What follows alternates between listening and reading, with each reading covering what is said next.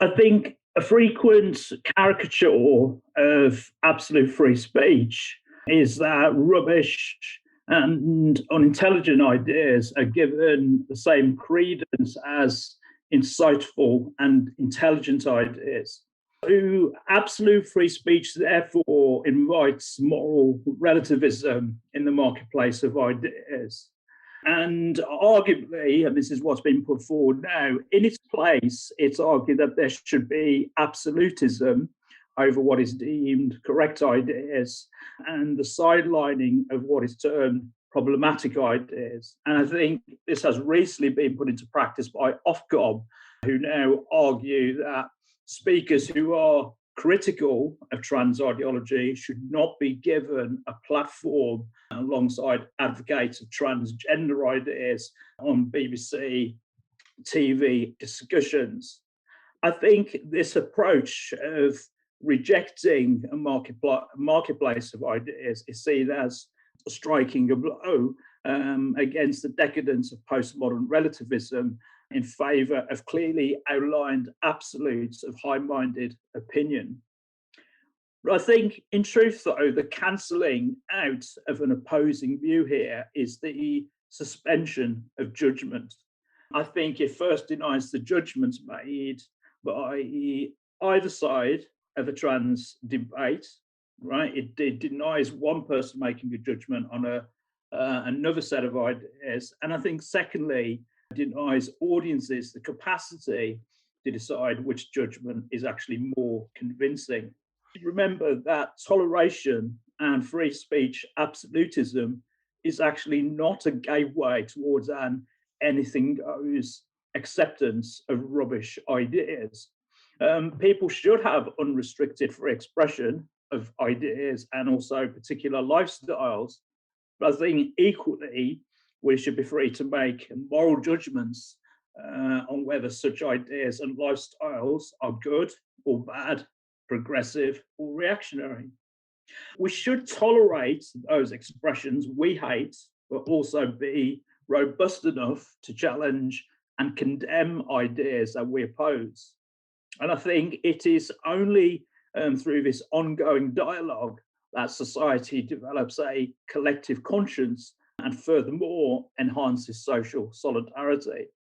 And I think as this debate involves all citizens, a judgmental approach to ideas and lifestyles plays an important role in the intellectual and moral development of individuals.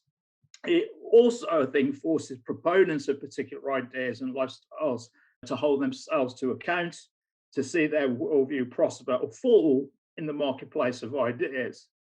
So toleration of ideas and lifestyles is not the same as acceptance of different ideas and lifestyles as being the same. Now, supporters of a no platform approach argue that competing ideas won't necessarily win over people who have a fixed attachment to a particular set of ideas. They argue that hardcore racists will not be so easily won over to humanism and equality. So therefore, closing off their expression is the right course of action. We have perhaps seen this with the failure of the de-radicalisation programme in recent years, in terms of de-radicalisation programme of Islamic fundamentalists. Now, it is true that a belief system can become part of a person's self-concept and outlook, and it becomes embedded in terms of who they are, and thus competing arguments won't necessarily change their minds. Nor, perhaps, will the sense that they are ostracised from mainstream or respectable society will necessarily change their minds either. Now, this is often used as a justification for no platforming. I think the problem with this argument to justify complete intolerance and censorship is that it is both anti-democratic and hostile to individualism. It is anti-democratic because it ignores how a battle of ideas is based on a majoritarian opinion and consensus, not the fact that a tiny minority still hold on to opinions that have been discredited and defeated. It is anti-individual because it demands that all people should become a means to an end. They have to be part of a particular consensus, whether they want to or not. Indeed, I think hostility towards being judgmental is essentially an attack on individualism and the free willing subject. Firstly, it requests that individuals do not make a moral judgment on the behaviour or ideas of others. It thus attacks our capacity for self-reflection and moral agency. And secondly, our refusal to be judgmental also absolves an individual of their capacity to act morally.